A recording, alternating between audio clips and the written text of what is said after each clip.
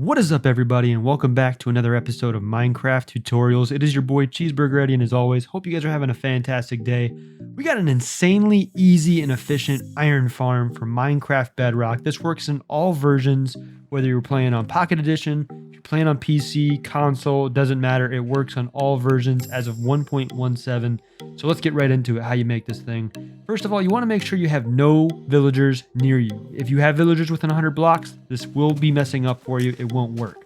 But what you're going to do once you find an open spot that's quite a distance away, go ahead and build an outline of 17 by 17 in the ground. So you should have a square looking just like this in a random location. You're going to go ahead and destroy or clear out all the blocks in the middle, so it's just an empty square out in the middle of nowhere, or just somewhere that's far enough from villagers or wherever you're at so it's not getting interfered with. And what you're going to need to make this farm are all relatively simple to get. So we got 2 chests, a hopper, minecart with a hopper, 1 rail, a magma block, quite a few buckets of water, 1 lava bucket, you need 20 beds, you need 10 villagers, 1 oak fence gate or whatever fence that you want to use, 8 iron bars, stacks of whatever blocks you want to use. You have a choice between slabs, leaves, and or carpet, 10 fletching tables, and then obviously glass is, you can use glass, you don't have to use glass, it's up to you. Whatever block you can use. So now, first step, you got to go ahead and find the exact middle, and how you do this is just go 9 blocks to the right of the left corner. So 9 blocks to the right, and then 9 blocks up. That'll get you to the exact middle of the farm. Once you do so, destroy a block, put your magma block down, and it should be right there in the exact middle. Now from here, go ahead and get your buckets of water and hit everything on each side. So right here on this side, and then the completely opposite side, you want to hit every wall over here as well. Leave the other sides open for now. And then once we completely fill up these sides right here, everything should be flowing to the middle, and you'll have that 1 strip. Go to the edges of those strips and just hit 1 bucket of water on each end, and you are good to go. Every piece of water should be flowing to the exact middle towards that magma block, looking perfect. Now from there, let's go ahead and get the blocks of our choice out. Again, you don't have to use chiseled brick. You can use cobblestone if you wanted to. This is going to be 2 layers high. So just outline the square like so with whatever block you're using. And just from there, you're going to want to make sure it's 2 stacks high, and you are done. Now from this point, again, you can use carpet, you can use slabs, but I've learned that the leaves work the best. So if you can use leaves, I recommend it. Just make some shears, and they're pretty easy. And you need to have this 2 layers high, looking exactly like so the iron golems spawn inside the farm and not outside. So once you're done putting the leaves on the outside edges, it should be looking like this. Everything will spawn inside the farm and not outside, which some people may have an issue with. So from here, you're going to go ahead and find exactly where that magma block is, but you're going to have to dig down 4 blocks. So go ahead and dig down 4 blocks outside the farm in that middle layer. Let's go ahead and dig in, and you should eventually find that magma block up above you right about now. And from here, you're going to have to make yourself a little room to have your capture system. But this is basically where you're going to get all the iron, string, and poppy to fall into. So what you're going to do once you get your room started, get a chest down on the block ahead of it, a hopper right below that magma block, put a temporary block down with a rail, and then go ahead and destroy that temporary block. And then on that hopper, go ahead and put your minecart with a hopper. It should be right there. Let's go ahead and put some blocks right on each side just so it doesn't move and nothing will break, and you are good to go. This room is done. So now let's go ahead and complete the upside or the top side of the farm. Let's go ahead and put 2 temporary blocks down on top of the magma block. We're going to use glass. You can use whatever one you want. We're going to make our platform for our villagers. So make a block 6 by 7 platform. So 3 blocks on one side, 2 blocks on the other. So that'll be 6. And then on each side is going to be 3, so that'll be a 7 length. And then you just fill the entire thing up, and again, it'll be a 6 by 7 platform. Just make sure it's that size because we have to fit all of our beds on top of this thing along with the villagers. So basically, you're going to go ahead and get all your beds, and on each edge right here from this side, you're going to go ahead and put a bed on every single block. And then you're going to turn around, do the same thing on the other edge, like so. So that'll be 14 blocks, or 14 beds so far.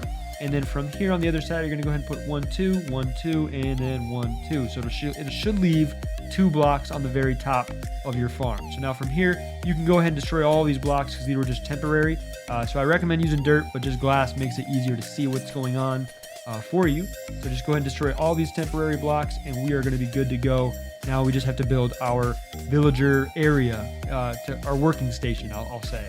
So from here, go on top, and where you see the edge on this side, where the two middle beds, put a temporary block with a fletching table on top, and you're gonna make this 4 long. Go ahead and come in by 3 and then 4 back, so it should equal 10 total fletching tables in a square, just like so. Put a glass block or whatever kind of block you want on top. Again, I recommend glass just because it makes it easier to see what's going on, and if anything does mess up, you can see it right away.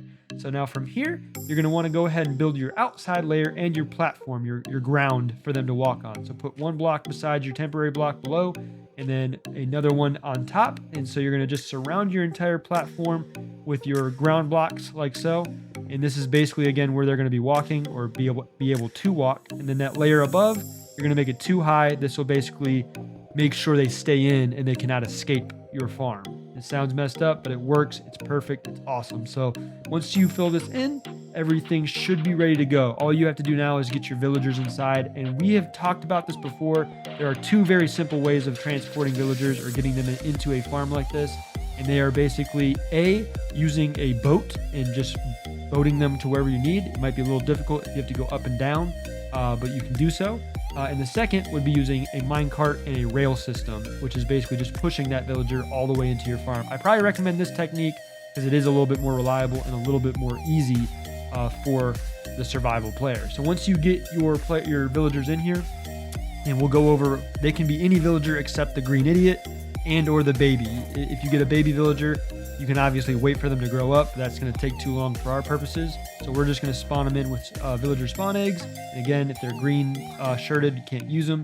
But they should, after a second or so, transform into their new job as a Fletcher. And again, you need 10 villagers. They should all change into Fletchers, and boom, they should be working like so.